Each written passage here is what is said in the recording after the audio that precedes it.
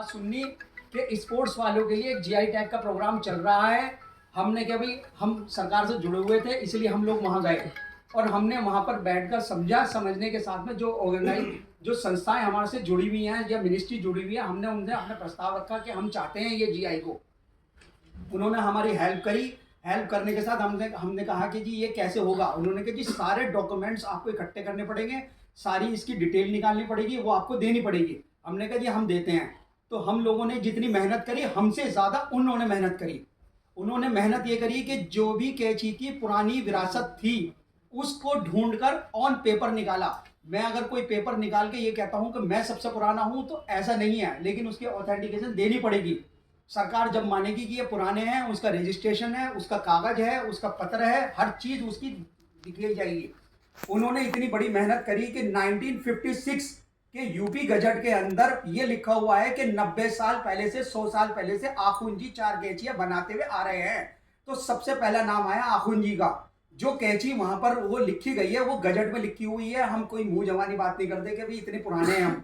तो वो डॉक्यूमेंट मिले जो 100 साल पुराने, 150 साल पुराने गवर्नमेंट में रजिस्टर्ड थे कागज, वो निकाले उन्होंने। हमारे पास कुछ नहीं मिला। हमने सिर्फ एक बात करी उन्होंने उसे खोद के निकाला। जब जाकर गवर्नमेंट को उनको सबमिट किया गया 90 डेज का इसका वो था, ऑब्जेक्शन था। पूरे हिंदुस्तान से एक भी ऑब्जेक्शन नहीं आया कि हम लोग पुराने हैं। वो कागज के आधार पे ही गवर्नमेंट ने माना कि हाँ सबसे पुराने ये हैं और आखुन जी सबसे पहले कैंची बनाने वाले निर्माता थे और वो उनके पास सारे कागज मौजूद हैं। और फिर उसके बाद में उन्होंने 90 डेज के बाद में पूरी पब्लिकेशन ऑनलाइन भी ऑफलाइन भी सब करी इन्होंने। फिर उसके बाद में उनका हियरिंग हुई हमारी। हम रेगुलर हियरिंग पे जाते थे और आईपीआर के प्रोग्राम्स करते थे, उनमें जाते थे और उन्हें बताते थे और डिटेल बताते थे, तब जाकर जीआई टैग प्राप्त हुआ। और जीआई टैग की इतनी बड़ी वैल्यू है कि आप एक जीआई टैग लगा दीजिए और आईएसआई मार्का लगा दीजिए तो बराबर बैठेगी। इतनी बड़ी वैल्यू है जीआई की। लेकिन उसको बचाना था। मेरठ सीजर्स के नाम से जीआई टैग रजिस्टर्ड कराया गया है। मेरठ सीजर्स पूरे हिंदुस्तान का, पूरी दुनिया के अंदर कोई लगा नहीं सकता हमारी इजाजत के बगैर। इतनी बड़ी ताकत हमें मिली है मेरठ सीजर्स के नाम की। और उसका एक लोगो बनाया गया है जो 2 कैंची को पार्ट में एक के ऊपर रख के, एक ग्रीन कलर में है। वेबसाइट आप देख सकते हैं और ऑनलाइन भी देख सकते हैं। पूरे हिंदुस्तान के वो रजिस्टर्ड है। इसलिए क्योंकि आने वाले टाइम के अंदर ये होने वाला है कि मेरठ सीजर्स के नाम से पूरे और दूसरे स्टेटों में, दूसरे शहरों में कैंची बनाकर वो बेचना शुरू कर देंगे। उसको रोकने के लिए ये रजिस्टर्ड कराया गया है। ये हमारी विरासत है। जो जिस काम के, जिस शहर के अंदर आइटम बनती है वो उस शहर की ही रहनी चाहिए। ये गवर्नमेंट की पॉलिसी है इसमें कि अगर बनारसी साड़ी है तो बनारस की होनी चाहिए। कोई सूरत वाला ये ना कहे कि मैं साड़ी बनाता हूँ। कोई वही चावल है तो चावल उसी शहर का ही रह जाएगा। कोई और दूसरा शहर वाला ना कहे कि मेरा चावल है। अगर मेरठ की कोई आइटम अगर वो है तो उसे जीआई में रजिस्टर्ड कर दिया गया तो पूरी दुनिया में, हिंदुस्तान में उस नाम से कोई बेच नहीं सकता। ये जीआई की ताकत है। और गवर्नमेंट आने वाले टाइम में जीआई को इतना ज़बरदस्त प्रमोट करने वाली है, जिसमें हम एग्जीबिशन लगाते हैं। उनमें मैं बहुत सारी सीजर्स रखता हूँ और बहुत सारे ब्रांड की कैंची वहाँ पे रखता हूँ, ये दिखाने के लिए कि हम लोग जीआई टैग हैं। अब आप मेरठ का ही माल खरीदें। और मेरठ का ये नहीं कि शरीफ का खरीदें, ये नहीं फिरोज का खरीदें, नहीं ये नहीं तंसीर का खरीदें, नहीं मेरठ का खरीदें। जीआई का मतलब है मेरठ सीजर्स खरीदें। ये किसी इंडिविजुअली नहीं है, ये किसी की अपनी जागीर नहीं है। ये एसोसिएशन ने आपके बतौर पर आपकी मेहनत के लिए ये रजिस्टर्ड कराई है। इसलिए जीआई का मतलब है कि आप एक ब्रांड को प्रमोट कर रहे हैं।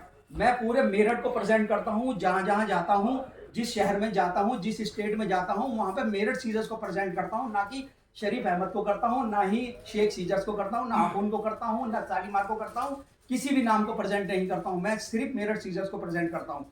इसलिए वहां पर जाकर हम बताते हैं कि मेरठ के अंदर इतनी तरह की सीजर्स बनती है, आप मेरठ सीजर्स ही खरीदें जो जीआई टैग प्राप्त है, प्लस हैंडमेड है, प्लस और लोकल फॉर वोकल है, जो हमारे प्रधानमंत्री जी कहते आए हैं और जिसके ऊपर सारे कारोबारों को वो एक जगह लाने की कोशिश कर रहे हैं। तो ये एक बहुत बड़ी गवर्नमेंट की योजना है। आने वाले टाइम के अंदर भी जैसे आईएसआई मार्क का कंपलसरी कर दिया जाएगा, इसी तरीके जीआई भी कंपलसरी कर दिया जाएगा।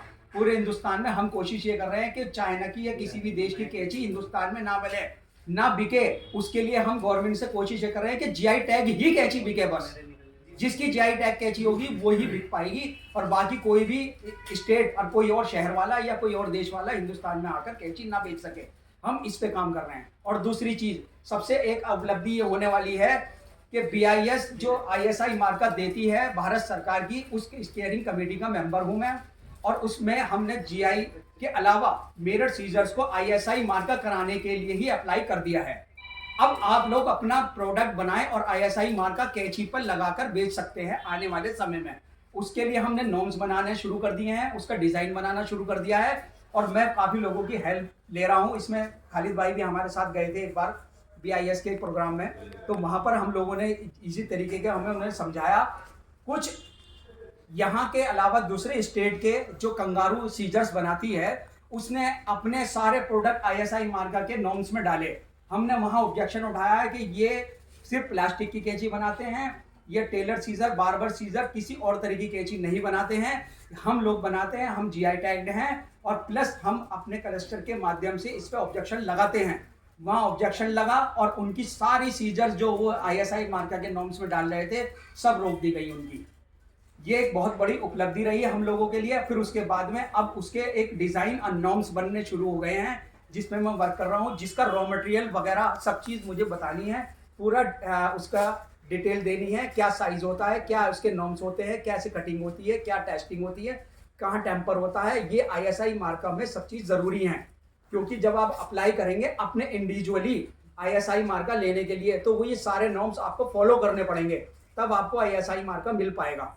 और जब भी आप अपने प्रोडक्ट को अपनी क्वालिटी के हिसाब से मार्केट में बेच सकते हैं। आप ये कहेंगे मेरा ISI मार्का है, मैं नॉर्म्स फॉलो करता हूँ, लिहाजा मेरी कैंची सबसे बेटर है, आप मेरी खरीदिए।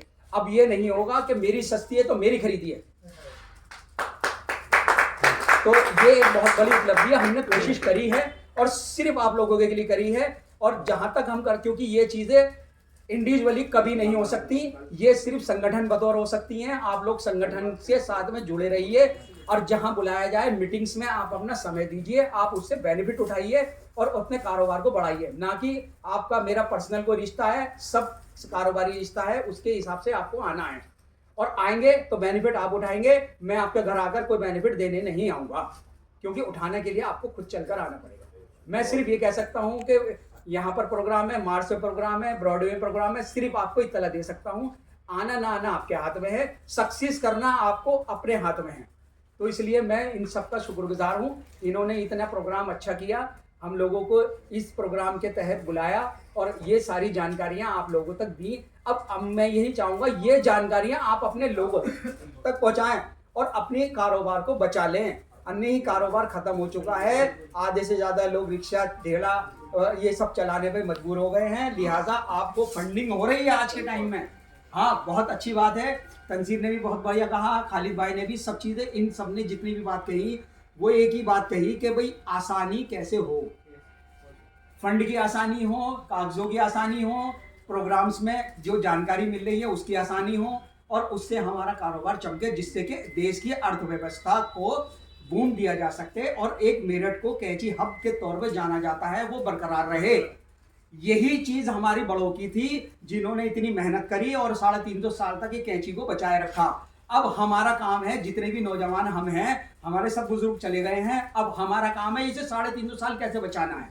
और अगर आज हमने नहीं सोचा तो ये पीढ़ी हमारी खत्म हो जाएगी। मैं लॉ करके, LLB करके, सब कुछ पढ़ाई करके, सारे प्रोग्राम्स करने के बावजूद भी कैंची का बिजनेस कर रहा हूँ। और मैं भी यही सोचता था कि मेरे वालिद साहब कहते थे कि भी कैंची का काम मत करिए, बहुत खराब काम है, लेकिन मैं इस काम में आया, जहां तक मैं पहुंचा अल्लाह का एहसान और करम है, सब कुछ इस कैंची के काम से हासिल करी है। अल्लाह का बड़ा एहसान और करम है ऊपर वाले का, सब खुश शुक्रगुजार हूँ। 1-2 लाख रुपए सालाना महीना की टैक्स देता हूँ। आज भी अगर मैंने पूरे साल का टैक्स दिया, 17.5 लाख रुपए का मैंने GST का टैक्स भरा पूरे साल का। अल्लाह का करम है, बहुत बढ़िया है कि कारोबार बहुत अच्छा है। आप लोग इससे जुड़े रहे, इसको आगे बढ़ाएं, आप भी बढ़ सकते हैं, क्योंकि सारी जिंदगी, सारी हमारी आले इस कैंची कारोबार से ही बढ़ती हुई आई है और आगे भी बढ़ेंगे। हमारे बच्चे भी इसे सीखें, नई टेक्नोलॉजी सीखें, और आपके अंदर वो कुव्वत है जो 3.5 साल और बढ़ा सको। तो लिहाजा आप सब लोगों को बहुत बहुत शुक्रिया, आपने मुझे सुन लिया, मेरे दिल की जो बात थी वो मैंने आप तक